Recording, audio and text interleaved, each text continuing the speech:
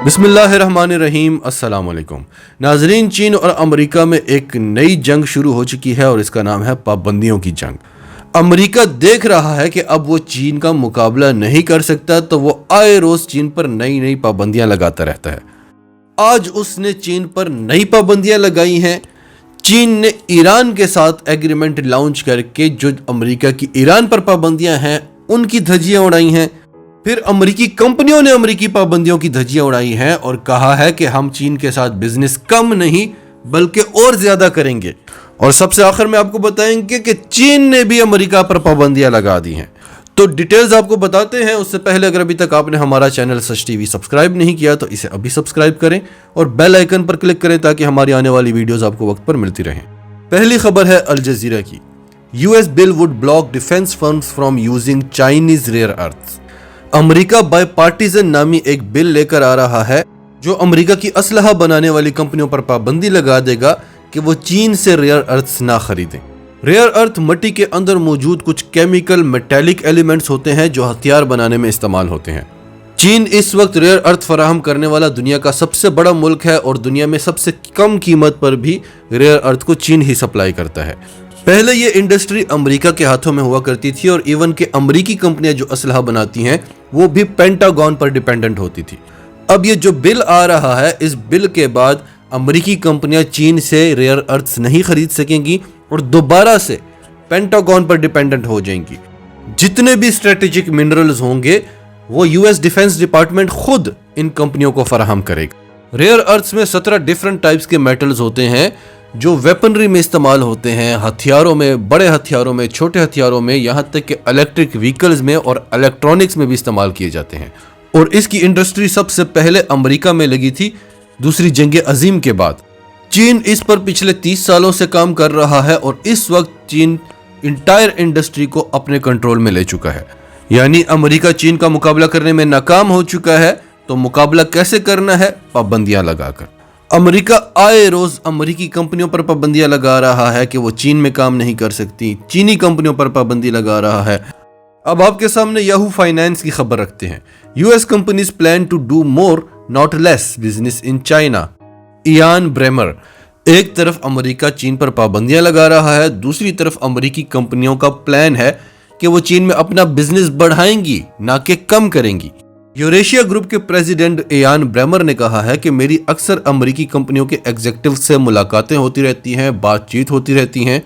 वो आकर हमारे साथ अपने प्लान्स डिस्कस करते हैं, हमारे सामने अपने प्लान्स रखते हैं। उनका कहना है कि अमेरिका और चीन की कशीदगी से अमेरिकी कंपनियां बड़ी परेशान हैं कि अमेरिका आए रोज पाबंदियां लगा रहा है और हमें दुनिया की दूसरी बड़ी इकोनॉमी में काम नहीं करने दे रहा। और इस सब के बावजूद मैं आपको बता दूं कि अगले 10 सालों में अमेरिकी कंपनियां चीन में अपना बिजनेस डबल करने वाली हैं, ना कि कम करने वाली हैं। और इसकी बड़ी सिंपल सी रीजन है कि चीन अपने ट्रैक पर जा रहा है दुनिया की सबसे बड़ी इकोनॉमी बनने वाला ट्रैक। तो अमेरिकी कंपनियां अमेरिकी पाबंदियों की धज्जियां उड़ा रही हैं क्योंकि ये वो दौर है कि अगर आप चीन के साथ मिलकर नहीं चलेंगे तो आप बहुत पीछे रह जाएंगे। तीसरी खबर है अल अरेबिया न्यूज की। China slams US sanctions on Iran as sweeping strategic agreement launched. चीन के फॉरेन मिनिस्टर वांग यी ने कहा है कि हमने कई साल लगाकर ईरान के साथ एक स्ट्रेटेजिक एग्रीमेंट किया था, तो उन्होंने कहा कि अब हम उस एग्रीमेंट को लॉन्च करने जा रहे हैं। और इस खबर के टाइटल में बताया गया है कि यह करके चीन अमेरिकी पाबंदियों के मुंह पर तमाचा मार रहा है क्योंकि ईरान के साथ तो आप कारोबार कर ही नहीं सकते। चीन के फॉरेन मिनिस्टर ने कहा कि हमारा ईरान के साथ जो एग्रीमेंट है वो इकोनॉमिक भी है और पॉलिटिकल कोऑपरेशन भी है। तो ये कहकर इस रिपोर्ट में बताया गया है कि Beijing blasted Washington sanction on Tehran, कि ये कहकर बीजिंग ने वाशिंगटन की तेहरान पर पाबंदियों की धज्जियां उड़ा दी हैं। चीन अब ईरान के साथ मिलकर एनर्जी पर, सिक्योरिटी पर, इंफ्रास्ट्रक्चर पर और कम्युनिकेशन पर भी काम करेगा। इस रिपोर्ट में बताया गया है कि चीन वो सबसे बड़ा मुल्क है जो ईरान से सबसे ज्यादा ऑयल खरीदता है। और जब 2018 में ट्रंप ने ईरान के साथ डील कैंसिल कर ली थी और वो एग्रीमेंट से पीछे हट गया था, उसके बाद भी चीन ईरान से तेल खरीदता रहा।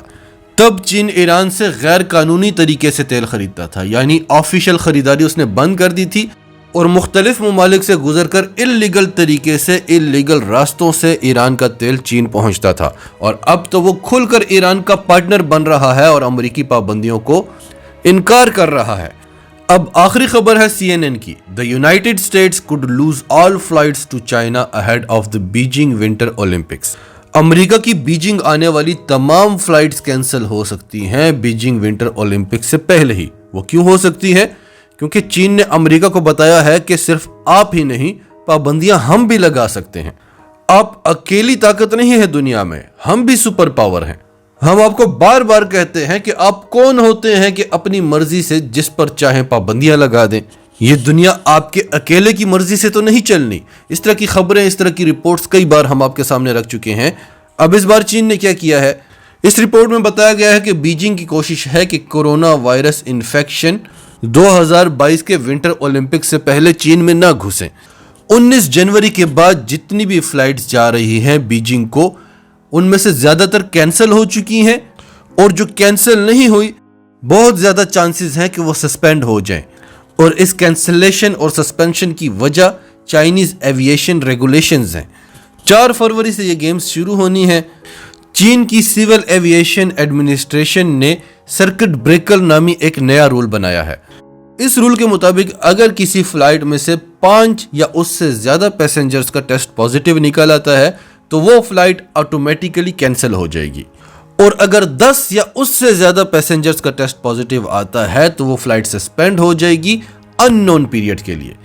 क्योंकि अमेरिका में कोरोना सबसे ज्यादा तेजी से फैल रहा है, इसलिए चीनी पाबंदियां अमेरिकी फ्लाइट्स पर ज्यादा असरअंदाज हो रही हैं।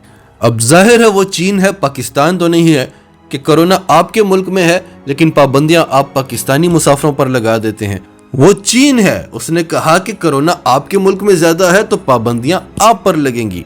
नाजरीन, आपकी सब के बारे में क्या राय है? कमेंट्स में अपनी राय का इजहार करते रहें। और अगर आप हमारे चैनल पर नए हैं तो अभी सच टीवी को सब्सक्राइब करें, सच टीवी फैमिली का हिस्सा बने। और हमारी वीडियोस पसंद आए तो इन्हें लाइक करें, शेयर करें, ताकि ज़्यादा से ज़्यादा लोगों तक ये मैसेजेस पहुंचते रहें।